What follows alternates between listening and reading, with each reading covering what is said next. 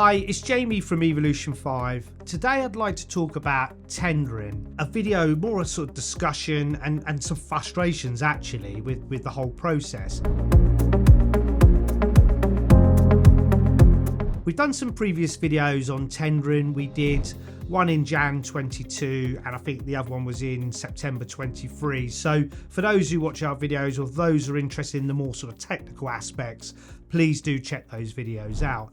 But today is really just, I think it's just a discussion really around tendering and why, for me, I still don't think it just works as well as it could do. So I want to start with a real hot off the press experience that we've had. What I don't want to do is to name anybody in this process. So we're going to keep the names out of it. It's not personal. It'd be very unprofessional to do so.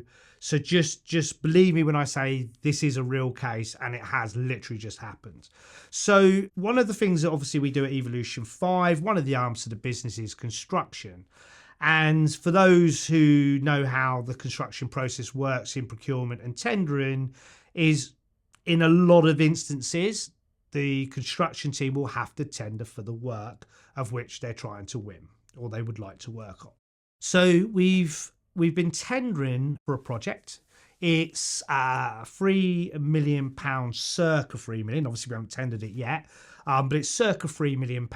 And this is a project that we've been tracking for some time. So this isn't a case of we just want to do the project. We were invited, so we were contacted originally. It all went well to start with. We expressed an interest. We went through a PQQ process. So to unfold that is a pre-qualification questionnaire process, and that the whole point of that was to make sure that not only are we interested in the project, but we have the capabilities, experience and knowledge and the competencies to deliver that project. So that's already done and out the way, and this is the point at which we start where the problem happens. So we're invited to tender. Obviously we're very delighted to receive the tender document. So it was all good. Done the PQQ, tenders come in. The first thing that struck us was there wasn't really enough time to do the tender. So this is something I also want to touch on in this video. Is the tender was for a design and build procurement. So for those who know the design and build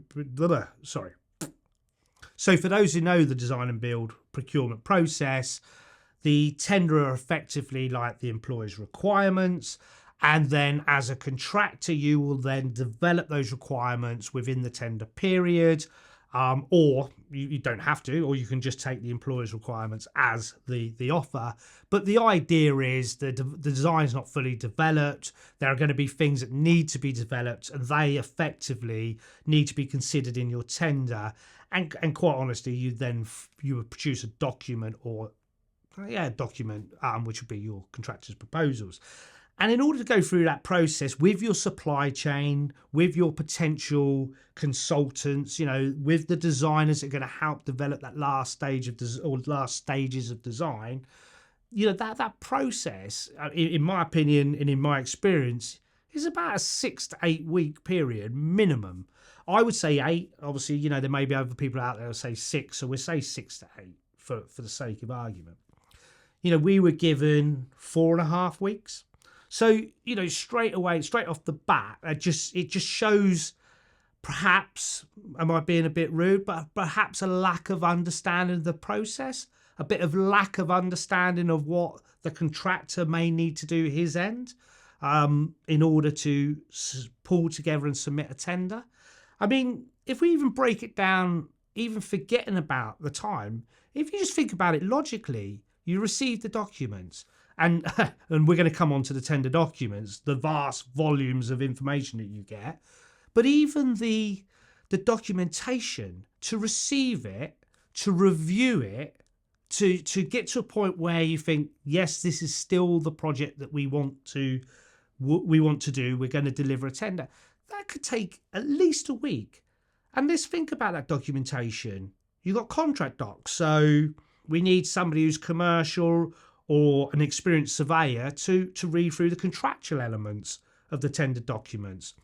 Then we have the technical side. So we have the drawings, okay, the specifications. So then we need an operative, oh, I can't speak, an operational person to look through those and start to think about how we're going to build that, the methodology, the logistics.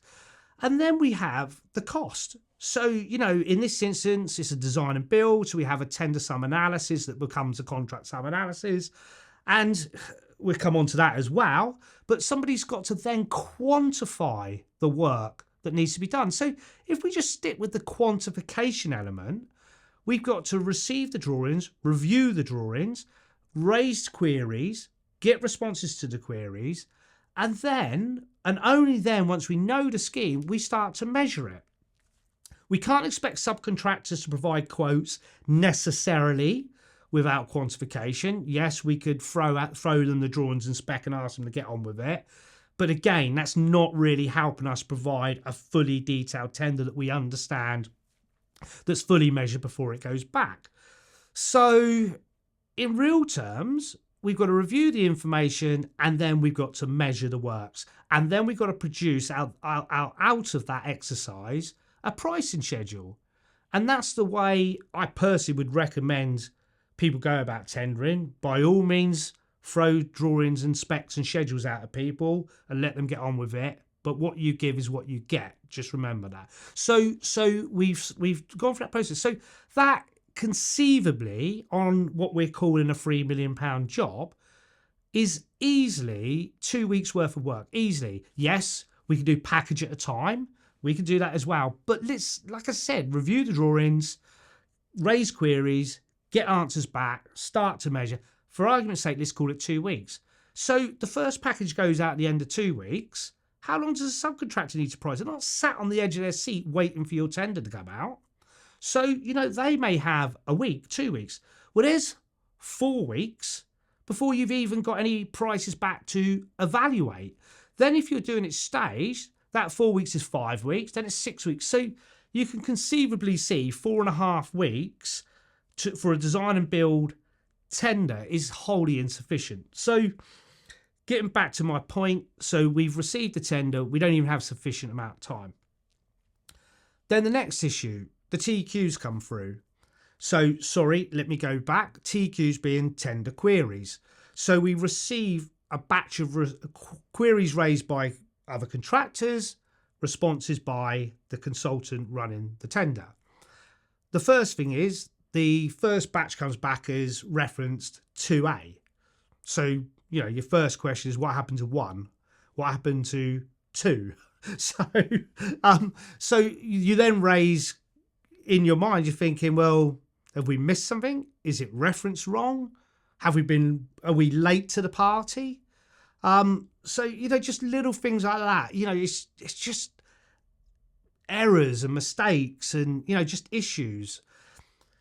Am I making a big thing of it? Not really, because then when we move on to the actual responses, the responses are look in the tender documents. Well, the contractor wouldn't be raising the issue if there wasn't some kind of discrepancy or unclear direction in terms of what they are being asked to do. So answering with look at the tender documents isn't really that helpful. The other thing is there were queries on 2A, so we're assuming we missed previous versions or we were indeed invited late to the party, but there's still queries that are unanswered since the 20th of September. So clearly I'm giving a date so you can see how hot off the press this actually is, and I'm not just embellishing here. And there's only 2.5 weeks left on this tender and they were still unanswered. So you've got 4.5 weeks and you're not actually getting responses to really pertinent questions that need to be answered in order to either to develop the design, price what is wanted, and get a tender back. So before we've even started, we've got issues with how long we've got issues with the tender queries, but it just snowballs from there. So what's the next issue? So the next issue is we want to do a site visit. Of course we want to do a site visit. You know, you're putting a price in for circa £3 million. you're putting together a really valuable offer, you're developing design and proposals, you need to know the site. So you read the documents. Normally, for those who know, you'll find that information in the preliminary section of the tender, and in it says contact this person, which in this case is the architect, to arrange a site visit. So of course that's exactly what we do. To add to that, one of the other contractors raised that query. Perhaps they shouldn't have because the information's there, but they did, and the answer was the same: contact the architect. We contacted the architect. They told us to contact the consultant running the tender. So they weren't even aware they were supposed to be facilitating site visits. I mean, again, these may seem trivial points to the viewer, but they're not. This is about professionalism. This is about, if the contractor, in this instance, that arm of our business, is taking the time and the effort, which costs money, by the way, to put together a tender, the least the person who wants the outcome of the tender, i.e. a tender prize, the least they can do is package and run the tender in a very slick and professional way. Let's move on to the tender documents. So firstly, there's mention of schedule of amendments to the contract.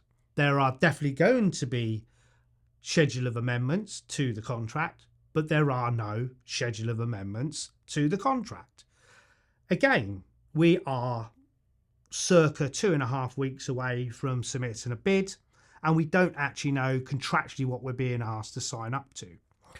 There's also mention about novation agreements in the tender documents. So what that means to those who don't know what novation agreements are, that is, it's a design and build tender. There is a design team already who's worked for the client to produce the employer's requirements, and it means there's an option for you to then appoint those designers to continue the design, and in order for them to take on the design responsibility for you, if indeed that's what the schedule amendments say when we get them, what that means is, as an appointment document, a process of which you can then take on those designers, so you have one point of design responsibility for the project, regardless of who they owe that liability to. But there are no novation agreements in the tender document. So again, we're missing really key relevant information. I'll make the next one short because we don't need to get into the detail, but the drawings don't coordinate. So we have,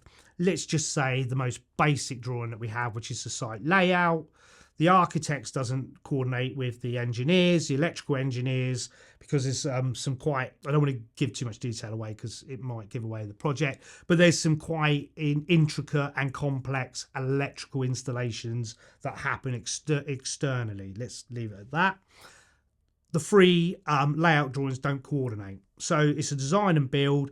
We've got a different size building on each of them. So you can't even coordinate the drawings. I think the worst thing about all of this is it's not even so much the poor quality, it's the fact that we've raised TQs and 2 weeks later we don't even have an acknowledgement of the email we've sent or a response. So let's just quickly summarize this situation that makes me so frustrated with the tender process. We've been given the tender late, pretty certain we have. The first batch of TQs is reference 2A, so no idea what happened to 2, 1, what have you. We're expected to sign up to a contract that we don't know what we're signing up to. We've got a name to do a site visit that quite honestly doesn't know they're facilitating the site visits and sent us back to the original consultant running the tender who hasn't responded to us. We've raised TQs that we haven't even had acknowledgement. The bit I haven't mentioned but we'll add as a summary, we've asked for an extension of time. We haven't even had acknowledgement of that email. We've made a call, it was unanswered, and we've done 3 chase-up emails and they still remain unanswered. We have tender documents, drawing specifications that do not coordinate. So you can see it's a pretty sad state of affairs.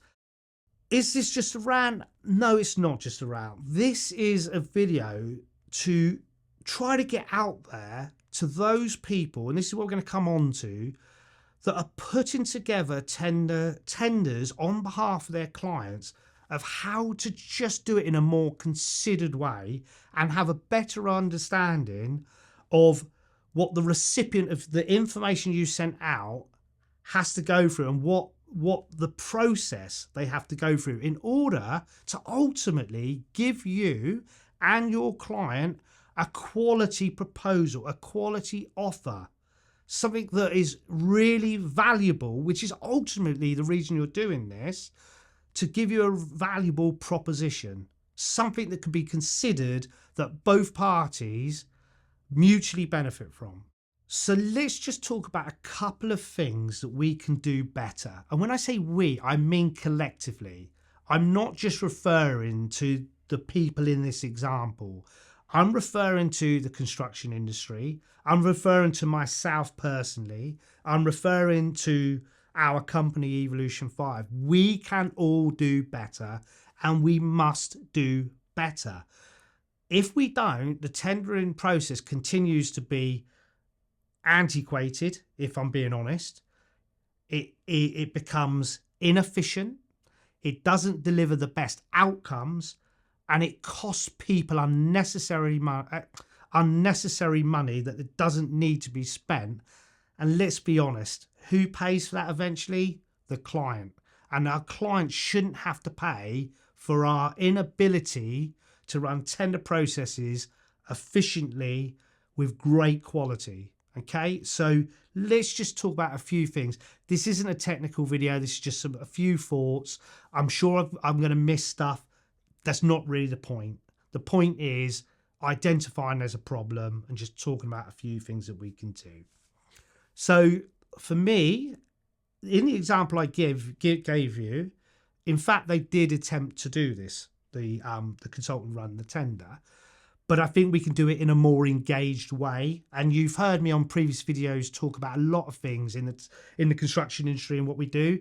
It becomes very transactional, okay, and we've got to make it more collaborative. So the first thing in my mind would be hugely beneficial would be to have engagement with potential contractors and being really selective about the right contractors prior to the tender coming out.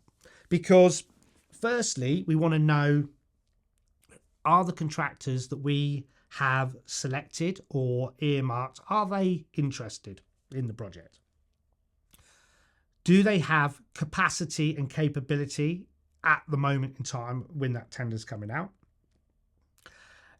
What's wrong with sharing the information you have at that stage with the contractors to get some feedback? What's wrong in this process that I'm suggesting in talking to the contractors in order to determine how long they would need to deliver the tender rather than being told what time they've got to deliver the tender?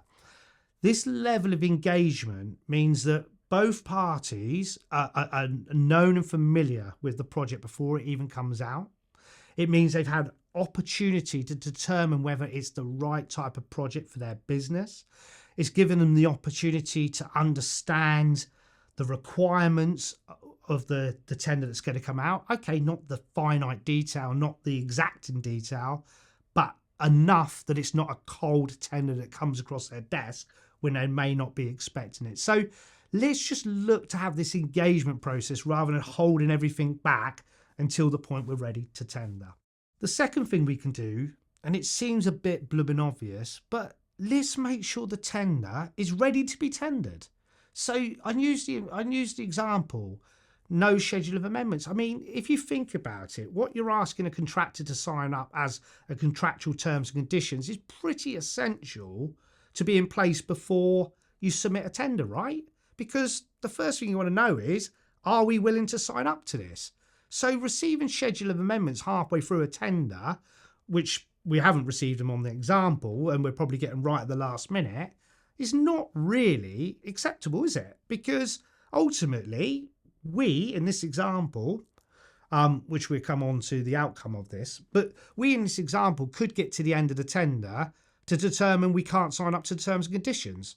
So we could have wasted the whole tender period only to find out that we're not willing to sign up, or we're not insured, if that is the case, to sign up to the terms and conditions, or it might not be commercially advantageous for us to do so. So let's make sure the tender documents are ready. Let's make sure the designer are fully coordinated. You know, that they're ready to go out and everybody is content that the information going out is tender stage information. It sounds obvious, but believe you me, it's not just this example. Most examples of tenders that we receive on our construction side are not ready to be tendered. Another thing for me, and this is a real bugbear, less is more. We still insist, and I mentioned at the beginning, sending reams and reams and volumes of information to the contractor to tender. Ultimately, the client will have a brief. Ultimately, there'll be some key aspects of that brief that are really important. If we're sending out volumes of documents, it's just going to get lost. It is just going to get lost. We still insist on sending out preliminary documents from the NBS, 200-page document on a set of requirements, right down to how the setting out instrument needs to be calibrated. I mean, this is nonsense. It's absolute nonsense. Why can't we just produce preliminary documents with the fundamental key requirements that are important to deliver the project? Why are we sending out generic information that you sent out on the last one that's cut and paste, edited for the next tender? Let's slim it down to what's important. Let's provide the information that the contractor needs in order to provide the quote. Okay, let's not throw the kitchen sink at him, because quite honestly, they won't tender it. And let's just talk about one other thing. I don't want to make this video too long and sort of get too lost in it, but let's just have an open dialogue when it comes to risk. Okay, so we talk about design and build. You know, the real purpose of design and build is a single point of responsibility for design and construction. What it doesn't mean is let's throw every possible risk associated with this development project onto the contractor. That's not what it's about. It's not what it's about. And why should the contractor take the risk in the ground for your development? Why should the contractor take any risk associated with your project, unless it is fundamentally to do with the design and the construction? So why don't we just have an open an open dialogue with regards to risk? You know, we know what the risks are on the project. We know what they are before we send them out to tender. You know, so why don't we have a combined risk register? Why do we want the contractor to take on all the risk? And why does the client want to pay for risk that may never be realised? They don't. The contractor doesn't want to take the risk. It might be nice to have a risk pot they don't spend and keep. That's lovely. But I bet most contractors rather not take on unnecessary risk and have to price it and hope it is never realised. So I think there's a real discussion to be had, maybe not during tender, maybe as part of the tender review interview process. I don't know the answer when, but I do know we need to have more open dialogue and communication when it comes to risk, and not just expecting one party to take on another party's risk. So to wrap up this video, I think what I'd like to do is just let you know what we did with this tender. Some of you might not like what I decided to do. And I say I mean, I initiated it, but it is we as a business. So obviously those who have listened to this video to this point and can identify with the issues that we encountered will probably understand the position we were put in. So I didn't want to just, bearing in mind, sorry, just to put it in perspective, we had, at the point of which we made this decision, we had every communication issued to the consultant running the tender unanswered, unresponded to for over a 2-week period. So this wasn't just a sort of knee-jerk reaction. I forgot to mention how long that was. Bearing in mind we had 4.5 weeks. So that was pretty much half the period already eroded by non-communication. What we decided to do is, in failure of obviously being able to speak to the consultant, what I didn't want to do is just go back and say it's with regret we are not tendering this project, because in my mind, no lessons are really learnt from that. So what I did, rightly or wrongly, I make no apologies for it, but rightly or wrongly, what I did was I listed the failings on behalf of the consultant managing the tender. I didn't get personal. It's not about being personal, although one will always take it personally if you're pointing out failures, because it's ultimately, in my mind, constructive criticism. But look, how people take it, I can't manage and control that. I didn't want to also just send it to the consultant, because let's be honest, they'll probably sweep it under the carpet, say that we declined to tender. The client would never know that their project was being mismanaged at the tender stage, and ultimately they would potentially lose a contractor that could provide a valuable proposal to them. Whether that's cost, design, construction, whichever it is, hopefully not just on price, but, a really quality submission. And if we were being treated like that, you can assume perhaps some of the other contractors may have been treated like that too. So I took it on, I keep using we took it on to also copy the client in to our response. So they were fully aware that the fact that their project wasn't being managed. I welcome your thoughts on whether we did the right thing or the wrong thing. Quite honestly, I don't mind. I just think that we have a problem. We collectively, as I said, the construction, have a problem of how we tender projects. I just saw it as a step in the right direction of making a change, be it on a very small level and be it on a isolated project. I hope you enjoyed this video. I hope you found valuable content in it. If there's anything you'd like to ask us, on the video, please get in contact, and we really look forward to hearing from you.